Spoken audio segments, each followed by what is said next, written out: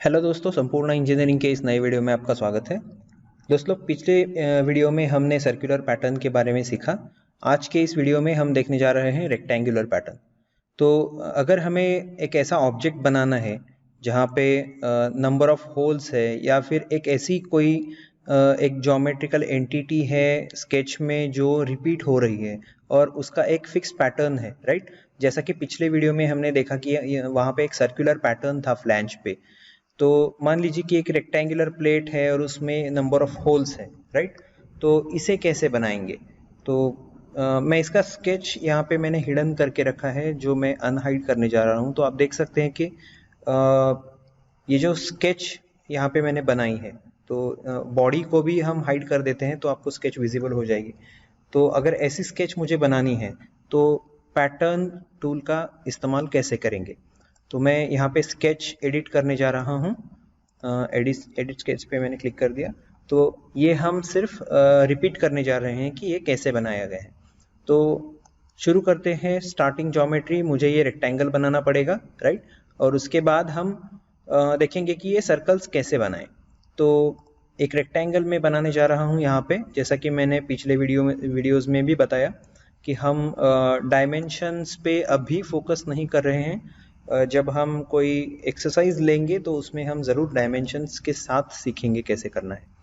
तो इसके बाद हमें बनाना है एक सर्कल। तो मैंने यहाँ पे एक सर्कल ड्रॉ कर दिया, राइट। और इसके बाद आप देख सकते हैं यहाँ पे कितने नंबर ऑफ सर्कल्स है।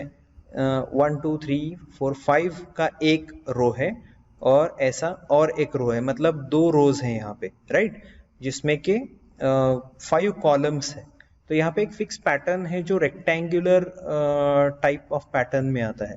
तो यहाँ पे हमें एक कमांड मिलती है, टूल मिलता है जो कि रेक्टेंगुलर पैटर्न है। तो रेक्टेंगुलर पैटर्न टूल का इस्तेमाल करके आप अपना वर्क रिड्यूस कर सकते हैं। तो मैं यहाँ पे रेक्टेंगुलर पैटर्न पे क्लिक करने जा रहा हूँ। इसके बाद एक डायलॉग बॉक्स ओपन होगा। तो यहाँ पे हमें ऑब्जेक्ट सिलेक्ट करना है। तो जिस ऑब्जेक्ट का पैटर्न बनाना है उसे हमें सिलेक्ट करना है। तो मैं बनाने जा रहा हूँ इस सर्कल का पैटर्न। और इसके बाद यहाँ पे हमें सिलेक्ट करना है डायरेक्शन और डायरेक्शंस, राइट। तो एक डायरेक्शन में या मल्टीपल डायरेक्शन में आप पैटर्न बना सकते हैं। तो यहाँ पे सिलेक्ट पे क्लिक करने के बाद आपको यहाँ पे 2 हैंडल्स मिल जाएंगे जिससे कि आप डायरेक्शन स्पेसिफाई कर सकते हैं, या फिर आप किसी एज पे भी क्लिक करके डायमेंशन स्पेसिफाई कर सकते हैं। तो मैंने अगर एज पे क्लिक कर दिया तो ये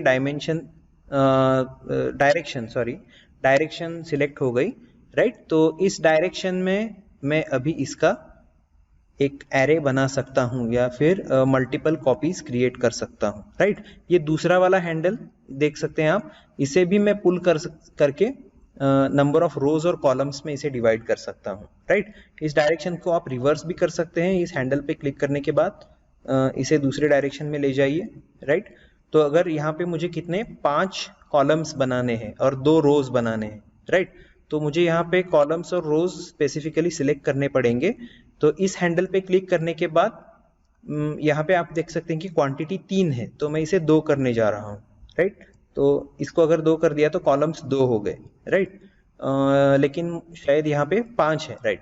तो हम इसे 5 बना देंगे तो कॉलम्स 5 हो जाएंगे इस डायरेक्शन में, और इस डायरेक्शन में हमारे कितने हैं ऑब्जेक्ट्स? 2 हैं।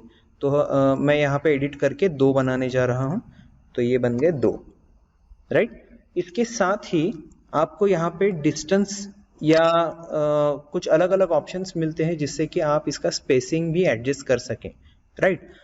इसके बाद यहाँ पे स्क्वायर्स आपको दिख रहे हैं। ये हमने पिछले वीडियो में भी देखा कि आप किसी भी एक एंटिटी को इसमें से सप्रेस कर सकते हैं, राइट। सप्रेस मतलब मुझे अगर ये एंटिटी नहीं चाहिए पैटर्न में तो मैं इसे निकाल भी सकता हूँ या फिर मैं इसे ऐड भी कर सकता हूँ।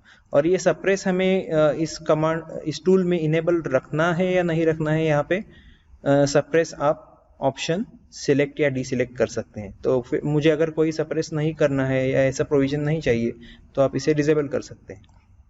इसके बाद आता है ये डिस्टेंस। आप यहाँ पे डिस्टेंस 2 तरीके से दे सकते हैं, या तो एक्सटेंट मतलब पहला ऑब्जेक्ट और लास्ट वाला ऑब्जेक्ट इसमें कितना डिस्टेंस चाहिए, राइट। या फिर सेकेंड ऑप्शन है स्पेसिंग, स्पेसिंग मतलब दो ऑब्जेक्ट्स में स्पेसिंग कितना चाहिए, राइट। फॉर एग्जाम्पल हम देखते हैं, मैंने ये हैंडल सिलेक्ट किया हुआ है और यहाँ पे स्पेसिंग आप देख सकते हैं कि 56 है। मैं इसकी वैल्यू मॉडिफाई कर देता हूँ 55, राइट। तो दो corresponding points on this object, इसके बीच का जो डिस्टेंस होगा वो 55 होगा, राइट। इस वाले हैंडल पे भी हम एक डिस्टेंस सेट करते हैं, देखते हैं वहां पे कितना आता है, -84 है। तो यहाँ पे मैं बना देता हूँ -85, जिससे कि हमें मेजर करने में भी आसानी होगी। तो इसके बाद आता है क्वांटिटी, डिस्टेंस और डायरेक्शन टाइप का एक ऑप्शन, जो दोनों डायरेक्शंस के लिए अलग अलग दिया हुआ है।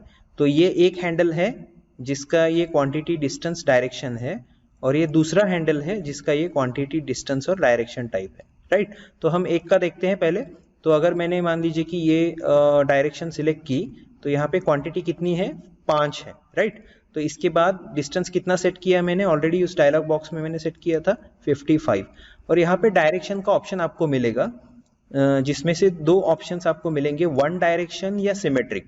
अगर मैं सिमेट्रिक पे क्लिक करता हूं तो ये नंबर ऑफ ऑब्जेक्ट 5 ही लेगा, उसमें डिस्टेंस 55 ही रखेगा, लेकिन उन ऑब्जेक्ट्स को प्लेस करते समय जो कि हमारा स्टार्टिंग पॉइंट है वहां से सिमेट्रिक ऑब्जेक्ट्स प्लेस होंगे, राइट। तो यहाँ पे हालांकि 5 है ऑब्जेक्ट्स, तो 2 इस साइड में आ गए और 2 इस साइड में आ गए, राइट। आई होप आप समझ रहे हैं। यहाँ पे एक ये स्केच अगर मैं नहीं, फिलहाल तो इस स्केच में हम हाइड नहीं कर सकते, ठीक है। तो सिमेट्री अगर मैं निकाल दूं, दूसरे एक एग्जाम्पल में हम सिमेट्री देख सकते हैं। तो इसे मैं इस वाले हैंडल को बढ़ा के मैं क्वांटिटी 3 कर देता हूं, राइट। तो अगर मैंने क्वांटिटी 3 कर दी और इसे छोटा करेंगे, इसके बाद यहाँ पे हम सिमेट्री अप्लाई करके देख सकते हैं। तो यहाँ पे आपको पता चलेगा जो हमारा बेस ऑब्जेक्ट है, इस बेस ऑब्जेक्ट के एक साइड में एक रो आ गई और दूसरे साइड में दूसरी रो आ गई, राइट। तो ये सिमेट्री बना देगा। यहाँ पे फिलहाल हमें इसकी ज़रूरत नहीं है, तो मैं इसे वन डायरेक्शन रखने जा रहा हूँ, और मुझे 3 रोज की भी ज़रूरत नहीं है क्योंकि हम इसे सिर्फ कॉपी कर रहे हैं। तो यहाँ पे मैं 5 कॉलम्स और 2 रोज का ऐसा पैटर्न बनाने जा रहा हूँ। तो ये डिस्टेंस हमने सेट किया था -85, तो -85, और इसके बाद हम इसे ओके कर देंगे और आप देख सकते हैं कि ये स्केच तैयार हो गई, राइट। तो इसे बनाने के बाद आप अगर चेक करना चाहते हैं कि एग्जैक्टली इसने कौन सा डिस्टेंस सेट किया है, तो हम स्केच डायमेंशन में जाके वो चेक कर सकते हैं। सेंटर टू सेंटर डिस्टेंस हम देख सकते हैं कि यहाँ पे 55 है, राइट। और इसके बाद इन दो ऑब्जेक्ट्स में कितना होगा डिस्टेंस, इट विल बी -85, लेकिन यहाँ पे माइनस साइन नहीं दिखाएगा क्योंकि ये डायमेंशन है, तो ये 85 बन गया, राइट। तो इस तरीके से आप रेक्टेंगुलर पैटर्न बना सकते हैं, राइट। किसी भी ज्योमेट्रिकल एंटिटी को अगर आप एक फिक्स पैटर्न में बनाना चाहते हैं तो आप रेक्टेंगुलर पैटर्न टूल का इस्तेमाल करके एक साथ मल्टीपल ऑब्जेक्ट्स आप बना पाएंगे, राइट। इन दो हैंडल्स का इस्तेमाल करके और इन डायलॉग बॉक्स में वैल्यूज सेट करके आप अपना स्केचिंग का काम बहुत ही आसान बना सकते हैं, राइट।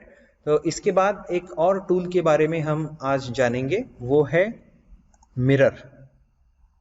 आप में से किसी ने अगर ऑटोकैड या कोई अदर सॉफ्टवेयर यूज किया है तो उसमें आपको ये मिरर कमांड पता होगी।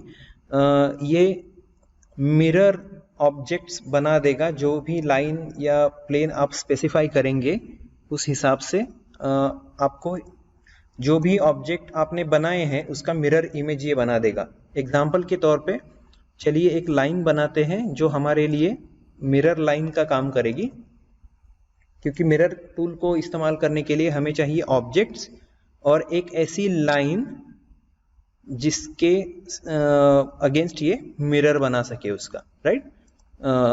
सॉफ्टवेयर इसका मिरर बना सके। तो मैं मिरर टूल को एक्टिवेट करता हूं। इसके बाद मैं इन सभी ऑब्जेक्ट्स को एक ही विंडो में सिलेक्ट कर रहा हूं, राइट। तो ये सारे ऑब्जेक्ट सिलेक्ट हो गए और इसके बाद यहाँ पे आप देख सकते हैं कि 57 ऑब्जेक्ट सिलेक्टेड, और इसके बाद मैं चूज करने जा रहा हूँ मिरर। तो मिरर लाइन मुझे चूज करनी है ये मिरर लाइन हमारी, और इसके साथ ही आप देख सकते हैं कि ये मिरर ऑब्जेक्ट्स का पूरा मिरर इमेज तैयार हो गया इस लाइन के उस तरफ, ऊपर की तरफ, राइट।